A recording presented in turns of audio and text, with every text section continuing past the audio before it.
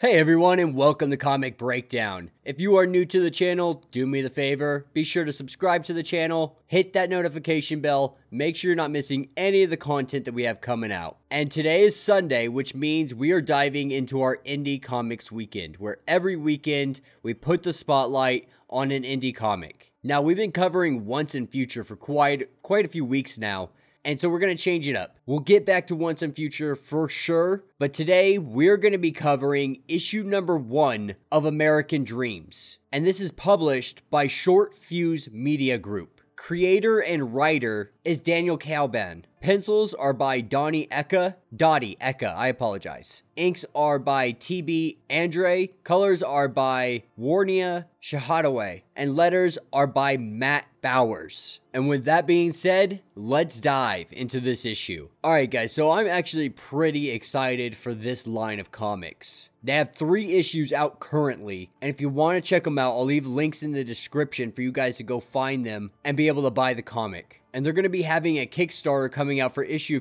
4 here in the near future. But this story, this comic, picks us up in the year 1900 in New York City, the Lower East Side. And so this is the era of innovation. This is when we see giants like Rockefeller, like J.P. Morgan, like Henry Ford. We see all these individuals making their rise during this time span. But the Lower East Side isn't somewhere where you'll find someone like J.P. Morgan. It's going to be somewhere you find individuals like our main character, and that's Jake Gold. And he's sitting here with his brother Eli, and they're going over exactly what he's got going on during the day. And Jake, the older brother, the main character, he works in a sweatshop, like most immigrants at the time. And it's really setting the stage and letting us know that these guys are poor. They're not well off. And him working keeps his little brother from having to drop out of school and go to work as well. Because remember, this is 1900. So child labor laws really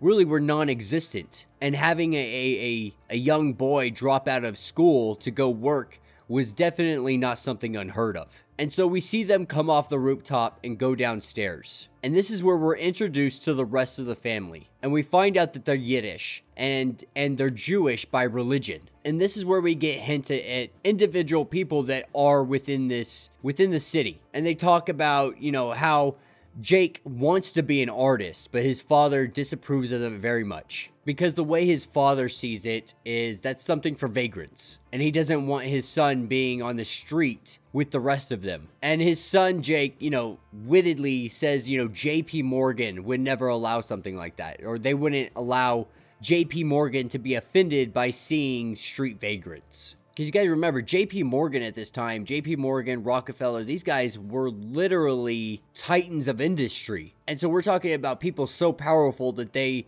could bail out and have bailed out the U.S. government. And so with that, we pick up at the stately home of J.P. Morgan. And he has 2 guests arriving, a Mr. Edison and a Mr. Andrews. Now, we can only assume that this is the one and only Thomas Edison. And he's here to see J.P. Morgan because he has an idea that he's proposing. An idea that would end the energy crisis that is going to happen sometime in the future. Because as it stands, Rockefeller down in Texas is bringing in crazy amount of oil money. Oil has become the new gold in America at this point. And so what Edison is proposing is an infinite source of energy. And this experiment that he wants to run is actually designed and created by Tesla. Now, Tesla was an inventor, he was an electrician, he was a mechanical engineer, best known for his contributions to the design of modern alternating current electricity supply systems. And so a lot of Tesla's theories were just really magnificent, but he never had the proper funding to really do anything of huge significance, and Edison definitely stole the spotlight. And that's in real American history. And what we're seeing in this comic is that exactly happened. Tesla doesn't have the capital, doesn't have someone like J.P. Morgan backing him. And while Tesla was working for Edison, any designs or things he created while in the employment of Edison, Tesla lost. And so they want to do a huge experiment in Central Park. Now this is where we pick up at Fitzpatrick's sweatshop, Lower East Side. And we have Jake Gold sitting here walking around, trying to do his job to the best of his ability, but their boss just drilling and drilling them, telling them to work harder and faster. But while that's happening, he has a quick discussion with one of his friends about some kind of get-together happening. Because you gotta remember, at this time, America is seeing a vast amount of people coming in from all over. So entire neighborhoods were almost broke down into cliques. If you were Irish, you lived in this part of the city. If you were this, you lived in that part of the city. And it seems that some individuals from Yorkville have been moving in closer to their side of town. And so they're getting ready for some kind of brawl to happen later on this evening at the park. And this is where we pick up at Central Park at 11:59 p.m. Edison is getting ready to flip the switch. And we also see Jake and all the other individuals getting ready for a street brawl. We see his sister, who's working for Harry Houdini. We see JP Morgan in his private study. We see Emma Goldman, who's really they call a radical, because she believes everybody should be making more money than what they are, and that they're working in literal sweatshops, and that this shouldn't be allowed. And this is when the switch is flipped, and we see a beam shoot to the sky. But something goes wrong, and this beam of energy, this beam of light, of electricity, seems to be a portal. And simultaneously, our brawl kicks off at the same time, and Jake is electrocuted, shot by lightning coming from the sky, coming from this portal. But he's not the only one. And what we see is Jake gets super strength, and he punches a guy and makes him fly like 20 stories in the sky. And one of the other guys they're fighting against also got powers. Some kind of electricity or energy coming from his arms that he's able to shoot as projectiles. And then someone goes to punch Jake in the face, but they break their hand on his face. And he's called a freak, and then he's just like, I need to get out of here. I need to go right now. And this is when he starts running and running, and then he starts to lift off the ground. And he finds out that he can fly. So whatever happened just gave a bunch of people superpowers in New York City. And this is when Edison is able to get to the switch and turn it off. But something has happened to Andrews. He's been affected. And then he says something. He says Arli. And I'm not gonna say the entire phrase here because I would just literally butcher it. But the phrase he is saying comes from the Call of Cthulhu. Now, translated into English, what he's saying is, in his house at Arli, dead Cthulhu waits dreaming. Now, Arli is a fictional lost city that was first documented in H.P. Lovecraft's short story,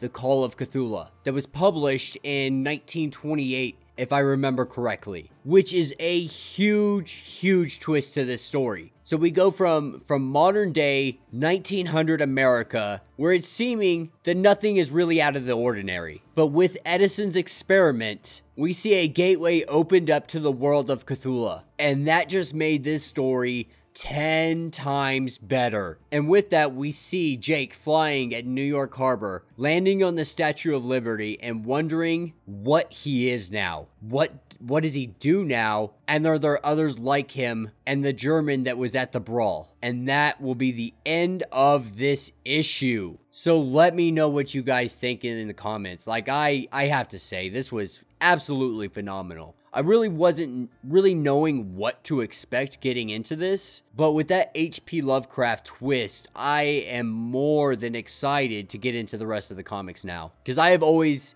been a huge H.P. Lovecraft fan. I have all of his collected stories, and to see it brought into comics in this aspect with superheroes and all of that stuff is really awesome. The artwork in this was absolutely phenomenal, and the storytelling was so on point. It did really well of introducing you to who he is, where his heritage comes from, what kind of world they're living in, without feeling rushed. And that's very unique, especially for his first issue. And this gave us just enough context to understand what's going on, but also enough action to feel like it wasn't just a bore of a comic. So all in all, I have to say this is top-notch stuff. I highly recommend that you guys go buy it, check it out, read it panel for panel, because you're not going to want to miss anything coming out of this. But yeah, let me know what you guys think down in the comments. If you have not yet, please do me a favor, subscribe to the channel, like this video, check out Comic Breakdown and More podcasts, where we talk about all the latest comics. We talk about TV,